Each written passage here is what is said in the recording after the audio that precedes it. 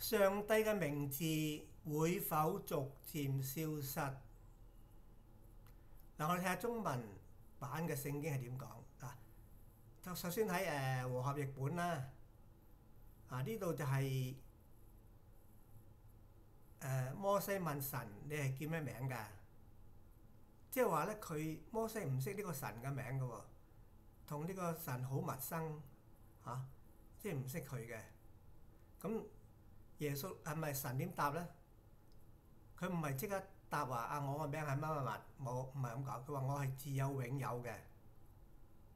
然之後佢後尾先講話我個名係咩咧？係耶和華，係你哋祖宗嘅神，就係亞伯拉罕嘅神、以撒嘅神、雅各嘅神。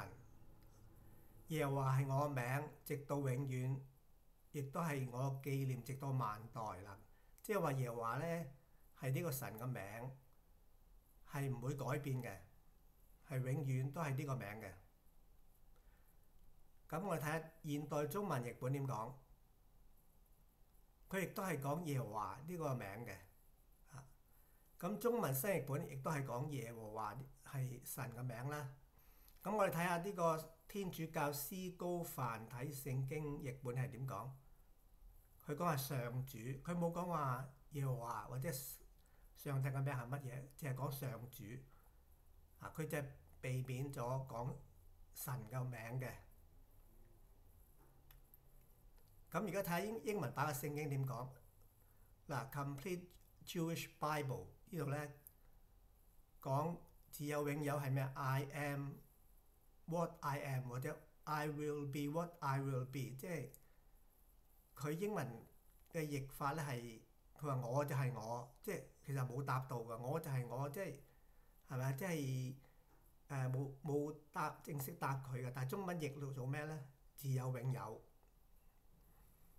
咁最後佢哋都講到神嘅名啦，呢度 Yud He Vav He 呢度啦，呢個名係譯自呢個希伯來文幾個字母嘅4個字母嘅，但係冇vowel，即係冇母音嘅，全部都係子音嘅，咁其實讀唔到出嚟嘅。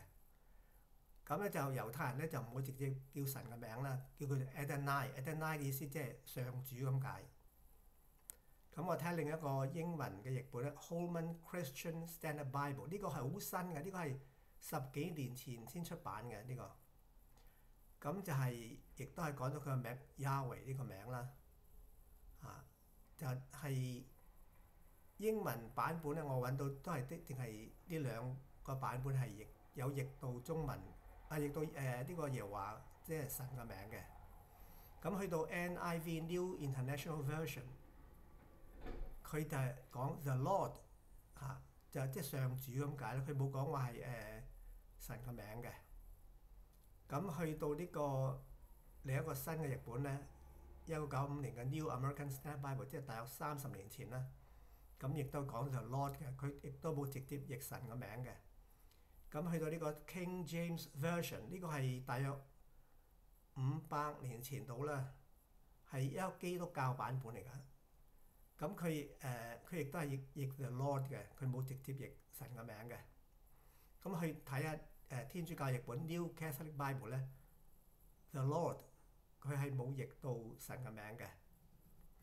咁就點解佢冇譯到咧？英文版本咁多冇譯到咧，就係因為佢話驚呢樣嘢，不可妄稱耶和華你神的名唔好亂咁講神個名嚇。耶和華必不以他為無罪。我做個總結啦。中文版嘅聖經咧係基督教嘅譯本咧，全部都係有譯嘅，譯到神嘅名嘅。咁但係天主教譯本咧就係冇譯到啦，因為佢係講佢上主啊嘛。但係呢個英文版嘅聖經咧都係講到大部分咧新嘅譯本咧，即係 King James 呢個或者 New American Standard、NIV 呢啲係全部都冇譯到神嘅名啊，就咁叫佢 The Lord 嘅啫。咁即係話上帝嘅名咧喺英文版本咧差唔多消失㗎咯喎，但係中文版本仍然暫時都有。